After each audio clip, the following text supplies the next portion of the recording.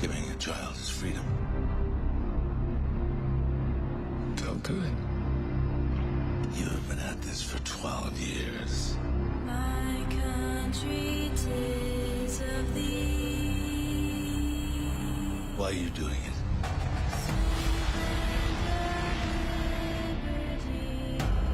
Because God's children are not for sale. It is the fastest growing international crime network that the world has ever seen. For Homeland Security, you know we can't go off rescuing Honduran kids in Colombia. This job tears you to pieces. And this is my one chance to put those pieces back together. And yet somehow, you have failed to bring me one real-world lead. It's over, Tim. Close up. Tim, come back home. So you quit your job and you go and rescue those kids.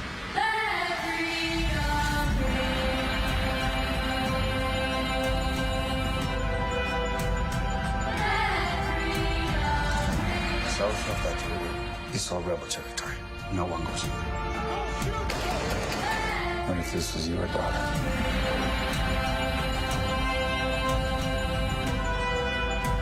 So, she's gone.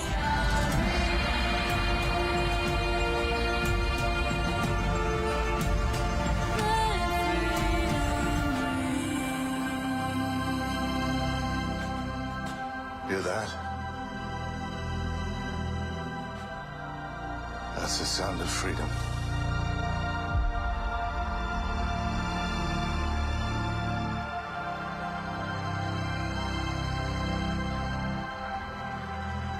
Sound of Freedom is one of those films that can legitimately change this world.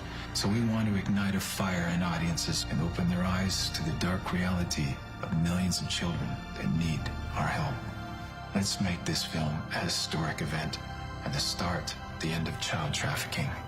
Theaters across this country are already selling out. Pre-order your tickets today, and you can send the message that God's children are no longer for sale.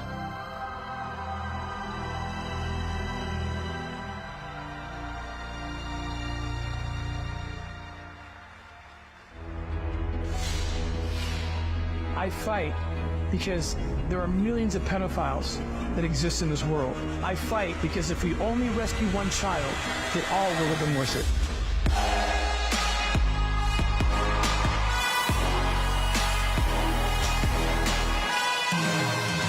Thank you.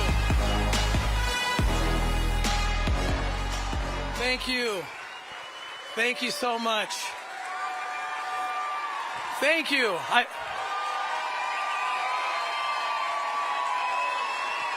you.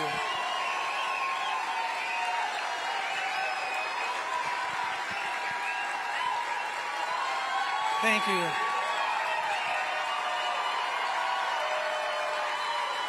Thank you, guys. Thank you. Thank you. Thank you. Thank you. Wow. It's nice to know that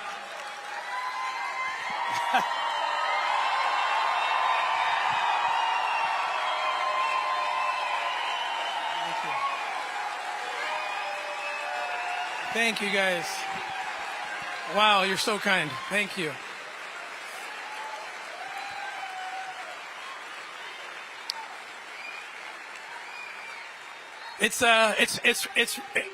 Thank you. It's so nice to know that some people like me because for the work we've done rescuing children, we've been villainized by the left. I guess it's somehow evil to rescue children. I can't figure this out. So it feels so good to be with folks who get it and support us. So thank you. Thank you so much. Thank you. I want to tell you a story. In 2019, I was invited. I was on the Lori Ingram show talking about the border. I spent 10 years as a special agent undercover operator on the southern border. and a total of 12 years working in that capacity as a special agent for the U.S. government, Homeland Security. And I was on Lori Ingram talking about the border, and on the way back to the hotel that night, I got a call that President Trump wanted to meet me in the White House. And I was like, what's going on? I had no idea it was a big conference. The media was going to be there, and I didn't get any warning other than I just showed up unshaven, and I thought it was a personal meeting, but no, everyone was there. And I ended up, they put me right next to President Trump in the cabinet room, and I just told the truth about what was happening at our border. See, it seems so simple to me. You build a wall, you rescue kids. You have no wall, kids get hurt. That's it. It's very simple. And I told 2 stories to the president, and it got on the media and everything. I told 2 stories. One was about a girl who was kidnapped at 11, 12 years old and taken through a wall-less section of the border, taken to New York City after that, and raped between 15 to 20 times a day for about 5 years. And I said, this is a crisis. Those who say this isn't a crisis, because this girl told me, had there been a wall that I was forced to go into, my traffickers would have been forced to go into the port of entry, then maybe, likely, I could have been rescued. And it's that simple. Who would fight against this? It's that simple. And then I told the other story. You saw the depiction of the Sound of Freedom. How many of you have seen Sound of Freedom? Yeah. Oh my gosh. Thank you. Thank you. And the other story was simply that little boy. They filmed that on location. We pulled him out of that van. True story. The necklace story he gave me, also true, with my name on it. That's a miracle from God, and we're blessed that happened. And so that was it. I left thinking everything's great. I get a call from my office about a few hours after I left the White House, and they told me that we have lost 1,000 recurring donors. 1,000 donors who believed we were rescuing kids, but were willing to take that opportunity away because they didn't like that I met in the White House with Donald Trump. And my office, my CFO called, Tim, call these people, tell them you would have said the same thing to any president of any administration. And I thought about it for a half second, and I said, I'm not going to call one of those people. Because they just broadcasted something to me, a very important message.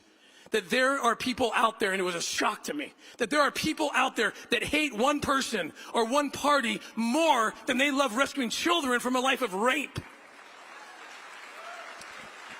And that's when I realized we have a serious, serious illness in this country where children are put way down on the list of priority, and agenda and wokeness and leftism, whatever is the most important thing. It's spiritual warfare. Nothing else can explain this. It's spiritual warfare. So then, fast forward a few more years, and Sound of Freedom comes out, and I see another manifestation of this same craziness. You see what the left media is saying about this film? They're calling me QAnon. Okay, I don't even know.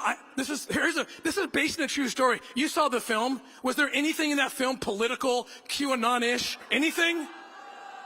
These are real kids.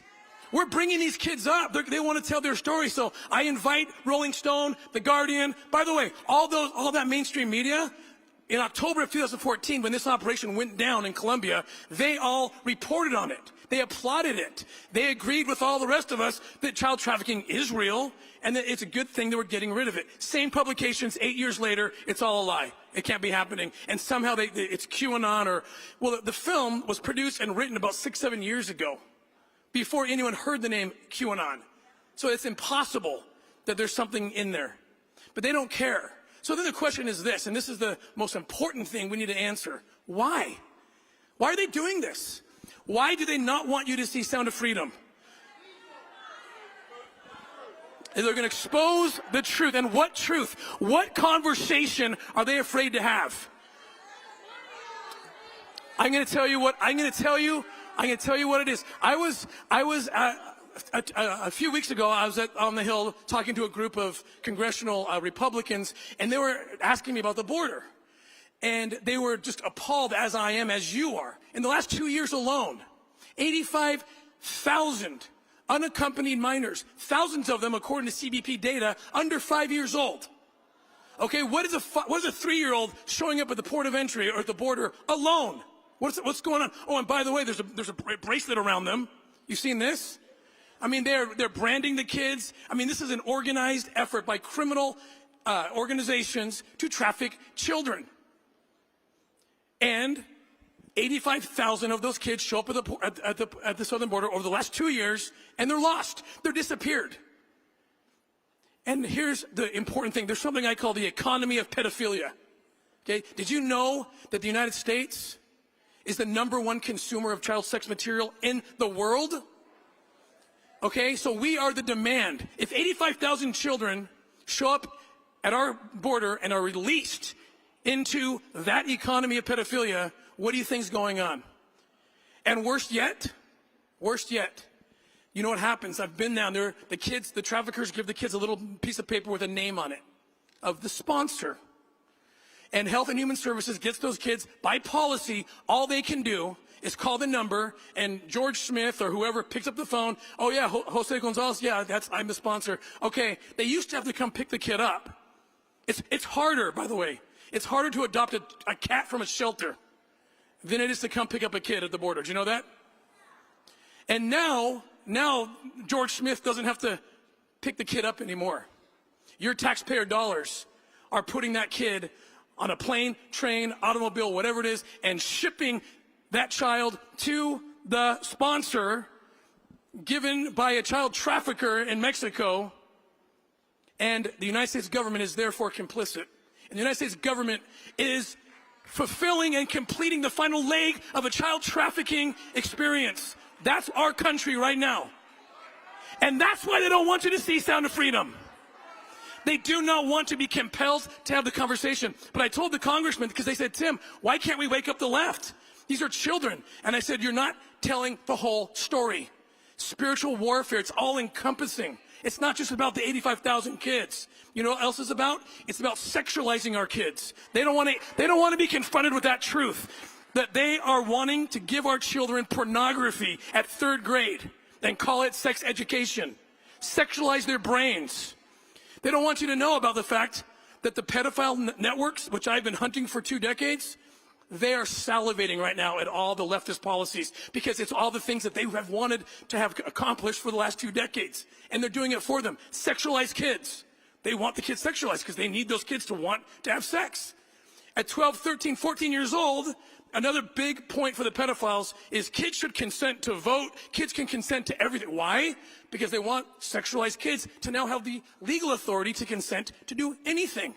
And why are they loving this trans foist on children? Because it's all about consent. We're being told by the leftists that children can and should have the ability to consent and demand that their bodies be mutilated, that their genitalia be extracted. I mean, I have 9 children. Okay, you can't tell I won't let my thank you.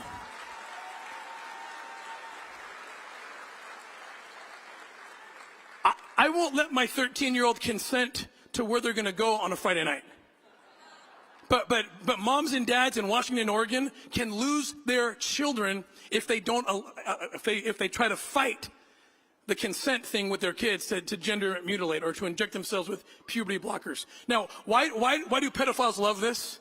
Oh, they love this because if kids can consent to something so outrageous, it doesn't seem so outrageous that they can now consent to identify as a 30-year-old and have sex with a 40-year-old pedophile, does it? And that's what's coming next. It's already happening. Every piece of this agenda in spiritual warfare is the pedophile agenda that's being pushed by these leftists, and this is the conversation they don't want to have. This is why they're lying about Sound of Freedom, and we're going to force this conversation down their throats, and we're going to wake up this country.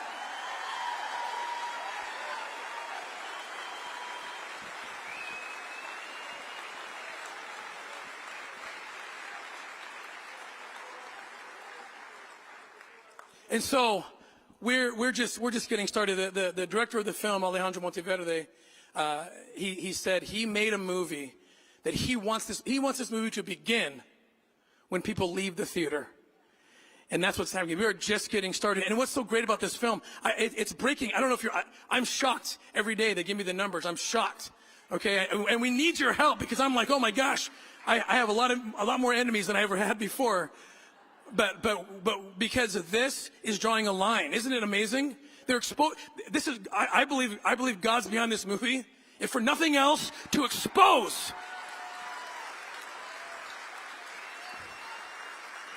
If you are against rescuing children, and you can't help your poisonous pen, and you're writing crap, and you're going in and you're posting about how this is wrong and this is bad and this is a lie, oh wow, we know who you are now, so thank you. We know who you are.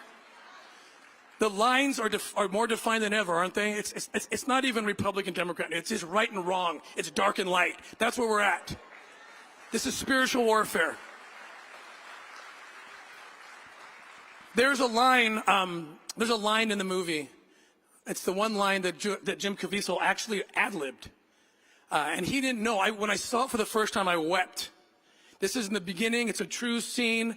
I'm in a coffee shop with a pedophile after having gone undercover, not as under a false name, but under my own name. If you remember in the film, it shows this, and it's a true story. I had to go undercover as Tim Ballard, special agent, and closet pedophile. And that's how I had to get to this guy, Oshensky. Again, you've all seen the film, so you know what I'm talking about. Right before Oshensky gets arrested, Caviezel leans over the table. Do you remember the scene? And he says to him, "Better than a millstone be hung about your neck. And you toss to the bottom of the sea than that you should hurt one of these little ones."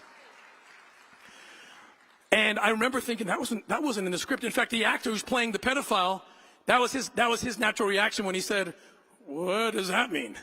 Right? But it worked perfectly in the film. It was beautiful. Caviezel's an amazing guy. I asked him to play me. I asked him to play that role. He was my first choice because he loves Jesus, and that's why.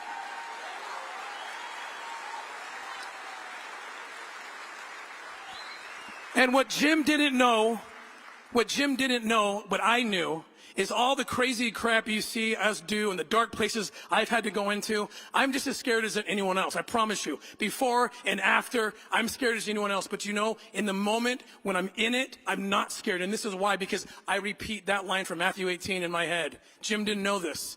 I repeat that. Why do I repeat that line, the millstone line? Because I think it may be the only time that Jesus gets violently righteous in his words. It's like mafioso righteous, right? This is cement shoe stuff. I mean, think about what he's saying. If you hurt one of these kids, I'm not going to put a millstone on your neck and throw you to the sea. No, that's not what he's saying. It's going to be worse than that, is what's going to happen to you if you do this thing. And why do I love that line? Because when I'm going into a dark place, I know where God stands on it.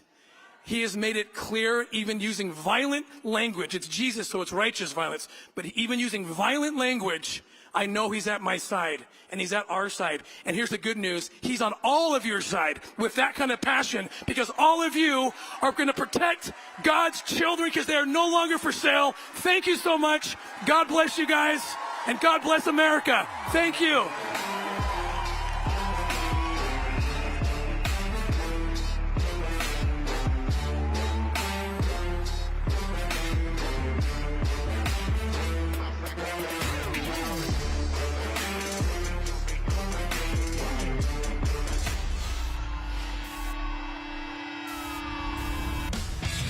We are in a fifth generational conflict.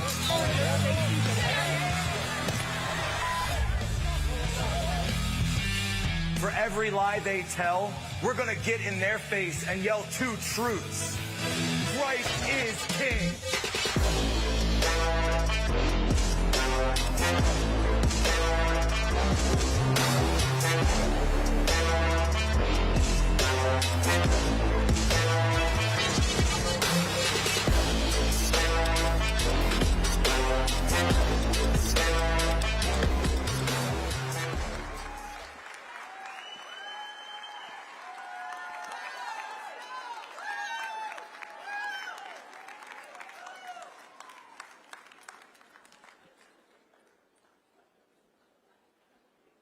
When I watch The Sound of Freedom, I thank God. I thank God for people like Tim Ballard. I thank God. But I'll tell you this. When it comes to the industrialized global pedophile networks, when it comes to the people in high places that are defending and supporting the global pedophile networks like Jeffrey Epstein and so many others that we have yet to uncover in that black book. I say that it is not up to us to judge them. It is up to God to judge them. It's up to us to arrange the meeting.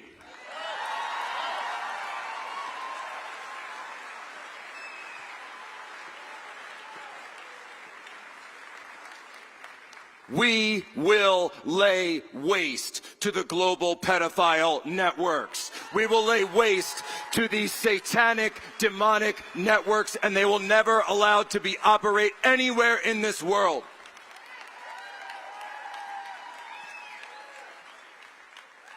This film,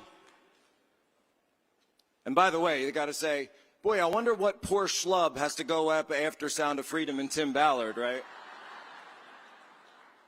This film has struck a chord with our nation. It struck a chord with the people all around the world. We can't close our eyes anymore. We can't be silent about this anymore. And to all of the people within the sound of my voice who might be participating in this demonic process, we're coming for you. We're coming for all of you.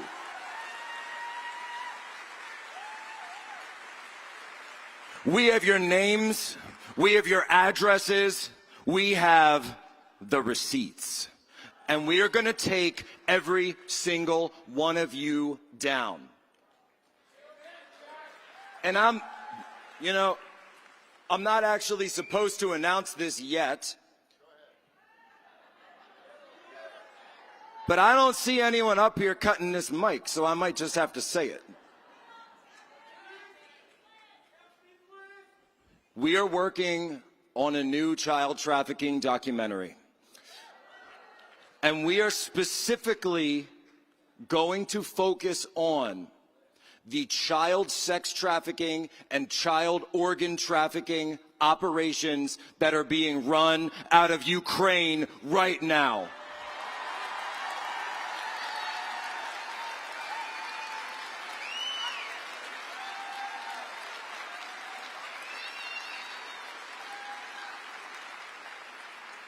And they will tell you, they will say it's fake. They'll say it's not happening. They'll say it's not real. They'll say you're Q adjacent. They'll say everything under the sun to get you to stop talking about this. And you know why? Because that's what they want you to think. That's what they want you. They want you to go to sleep. They want you to shut your eyes. They want you to not pay attention. Well, I've got news for you. God's people are awake. God's people are wide awake. And we will never be silent about this again. We will never be silent about these criminal pedophile perverts that have been taking over our countries, that have been using processes like Ukraine and so many other countries around the world. The destabilization in Afghanistan, we're going to go through the whole gamut. We're going to go through every piece of this. And we will uncover every step of it. Because I remember when they went out there, and when Jim Caviezel spoke about this, and he put his reputation on the line, he put his career on the line, he said, I don't care if I never make another cent, I'm going to tell the truth. And that's how I feel as well. I don't care if I make another cent in my life. I don't care about money. I don't care about take away all my social media, take everything away. I don't need it. I don't want it. Because you know what I have? I've got my 2 little boys and my wife right in the front row right here. And that's what this is about.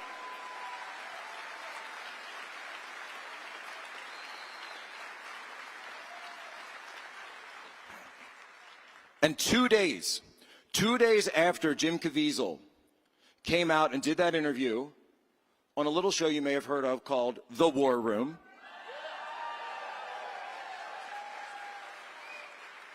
over at Human Events, another great show, we broke a story. Thank you. We broke the story that at the border between Ukraine and Slovakia, a child sex trafficker, a child organ trafficker, had just been arrested. And in the back of his car, he had an 11-month-old baby boy. He was posing as an adoption service for refugees. He goes to the women, because remember, Ukraine's under martial law, the men can't come out. The longer this war goes on, the more refugees it creates, the more destabilization it creates. And they go to the women with their babies, the most precious things in the world, our precious babies. And they go to them and they say, give him to us. We'll keep him safe. We'll send him to Paris. We'll send him to France. We'll send him to Rome. We'll put him in an adoption service. We'll give you $1,000 US cash as a finder's fee for helping us out. The Ukrainian National Police believe that this guy was tied to a Middle Eastern organ smuggling ring. And that child was going to be shipped off to have his organs harvested somewhere in the Middle East. And I thank God that that child was saved. That child was reunited with his mother. And that child is safe. So don't tell me it's a conspiracy theory. Don't tell me that it's not real. Why don't you go down to the mothers of Ukraine, to the mothers of the children that have been sex trafficked, and you tell them it's a conspiracy theory. You tell them it's not real when their sons and daughters don't come home until they find a picture of them in a body bag. You tell them it's a conspiracy theory. We're sick of it, and we're not taking it anymore.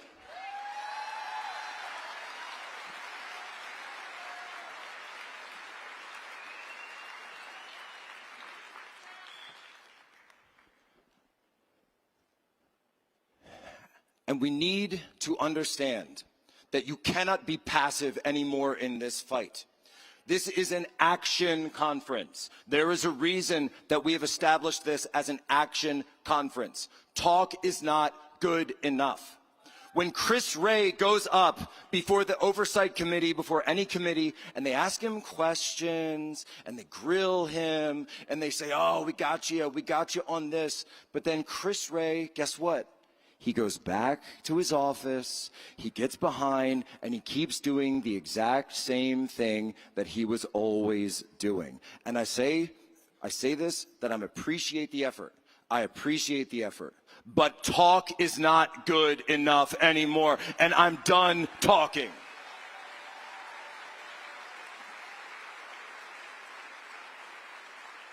I don't want to see these people grilled.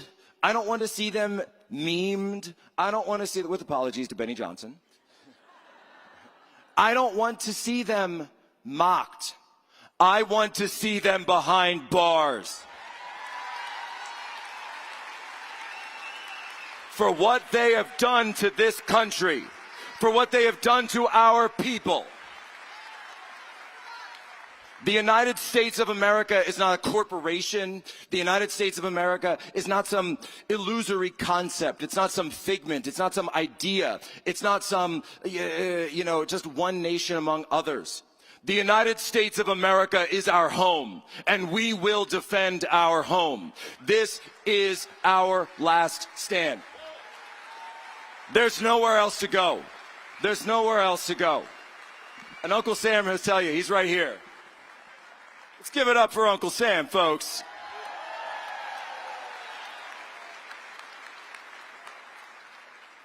And our home is hurting. Our home is hurting right now. Our home is hurting. And when your home is hurting, when you've got problems at home, whose job is it to clean the home? Whose job is it? No, sweetheart, I'm not going to say it's the woman's job. It's everyone's job. It's the adult's job to do this. We are going to say that we have to deal with hard truths. We are going to have to deal with those truths, even if we don't like it, even if it's not politically correct, even if it's not what we want to hear, it's not what we're taught.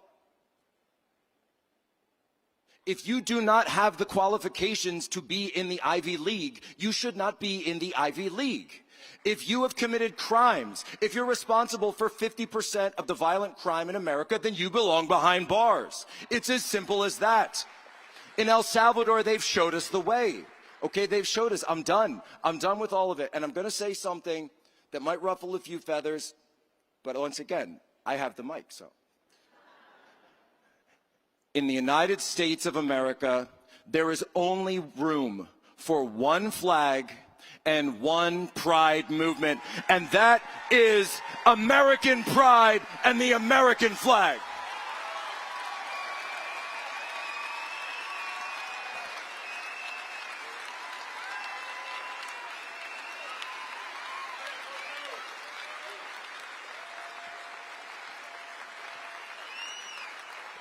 I will not allow my children to be raised to pledge allegiance to any other flag on the face of the nation.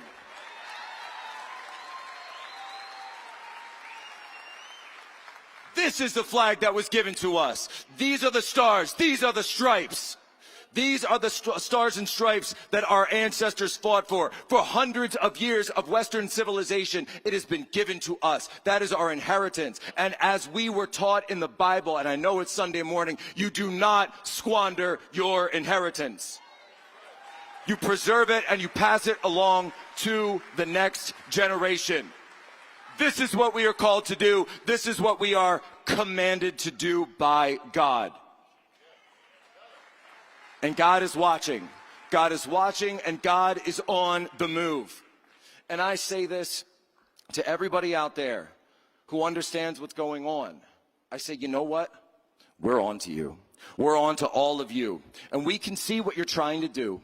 We can see what you're trying to do by these same forces that I've talked about, the same forces that have given rise to BRICS, the same forces that have seen the decline of the G7, the same forces that are destroying the U.S. dollar, that are seeing the rise. And BRICS is embracing the gold standard, folks. They're already running away with it. They're running away with it. So to people like Klaus Schwab, who tried to put me behind bars, to people like George Soros, who's opened the floodgates at our border with mass migration and tried to do everything he can to overturn the rule of law in our cities, where it's spilling out into the countryside, into the suburbs, to kill our children, to come into our families. Here is what I say. This ends with you behind bars, not us. This ends with you locked up, not us. We aren't going anywhere, because I'll tell you what, you can lock me up. But you know what? You lock me up and there'll be 1,000 more Jack Posobics. There'll be 1,000 more Charlie Kirks, 1,000 more Steve Bannons, 1,000 more Donald Trumps. You can't lock up all of us.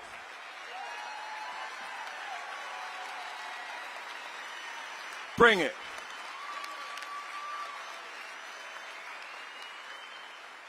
You know where to find me. Because I can see the trajectory, all right? And it's very simple. They are trying to meddle in our elections before the elections even take place. Because we can all see, and look, there's a lot of candidates running, but I think it's very clear at this point. You cannot conventionally defeat Donald Trump in this primary. It cannot be done.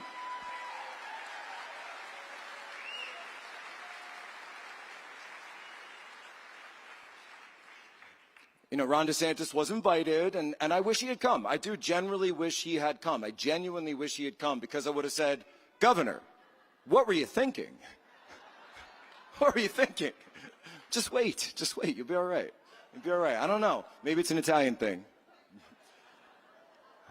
But here's what's coming up next. They are trying to take Trump out of the election. They are trying to decide our election unconventionally. How are they doing this? And I see the trajectory coming. They're using something called the Department of Justice. They're using something called indicting Trump. They're going to, and it's not just about this Mar-a-Lago boxes, and I know we talk about this kind of stuff every day. They are going to try to indict him for January 6th, and they're going to call it a seditious conspiracy. And they're going to try to trigger something, and Norm Eisen and Andrew Weissman, the pit bull, you know, and all these people out there, they are going to try to say that he is disqualified from running for the presidency of the United States under the 14th Amendment. And here's what I say to that. If you try to strip Donald Trump off the ballot, it will blow this country apart at the seams, and every single person is going to write him in. We are never going to allow you to take him off our ballots. We will send tens of millions, hundreds of millions of ballots. We are never stopping. We will never falter. We will never surrender.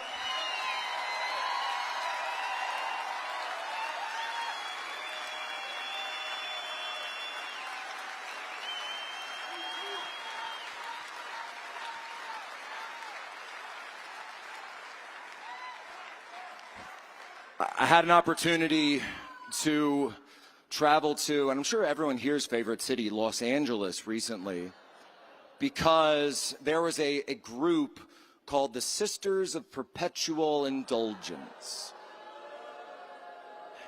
And these freaks were being honored by the Los Angeles Dodgers. They were being honored by the city and county of Los Angeles. And a group of people called Catholics for Catholics, Bishop Strickland, John Yep. We had a rabbi with us. We had evangelicals with us. We all came together. We all came together and we said, come to Los Angeles. Come to Los Angeles. And I flew out there and I went to my wife and I said, Tanya, I'm going to Los Angeles. She said, be careful. Right, because you know, at this point, right, after, and Kevin's here too, and Kevin and I went all the way into Ukraine. We went all the way into the train stations, Mykolaiv, Odessa, on the ground, guns in our faces, all right? And Tanya knows at this point, she's not going to talk me out of it. so she just says, be careful. Left her at the train station. I did. And give her a kiss, don't worry. And when we went to LA, though, we went to LA this time, I didn't know if anyone would show up. I didn't know it would just be, I thought maybe it would just be me and my rosary, a couple other guys. We had 10,000 people show up that day, marching with us, standing up for truth, standing up against the perversion that is being foisted and promoted in high places. Standing up, and I said, I'll tell you what, because I know how this works. For someone who studied communism, whether it's China, whether it's Russia, whether it's Poland, whether it's the Spanish Civil War, the very first institution that is targeted are the believers. The very first people who are targeted, the priests, the nuns, the pastors, that's who they lock up. That's who they defile. And I will say this to the sisters. I'll say this to the communists out there. I'll say this to Antifa. I'll say this to FBI. If you want to come for them, you got to go through Jack Posobiec first. You got to go through all of us first. You are not taking them ever.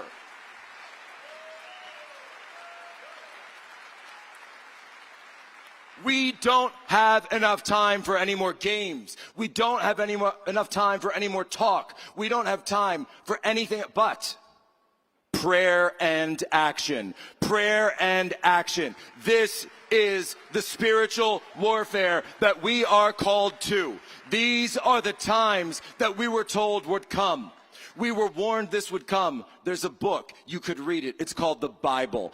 Everything that is happening today was foretold.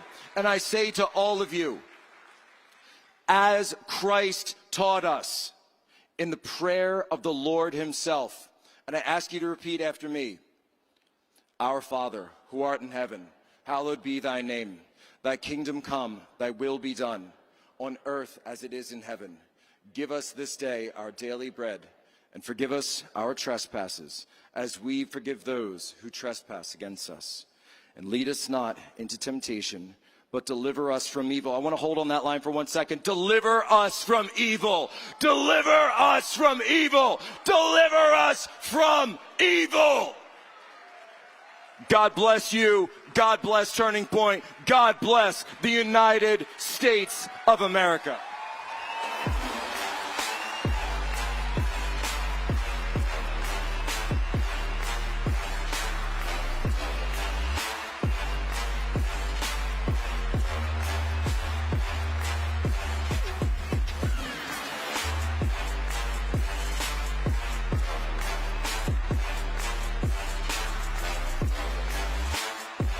Binkley, and I'm running for President of the United States. Our goal has always been to pass this torch of freedom to the next generation, but there's no guarantee that that's going to happen today. We no longer share this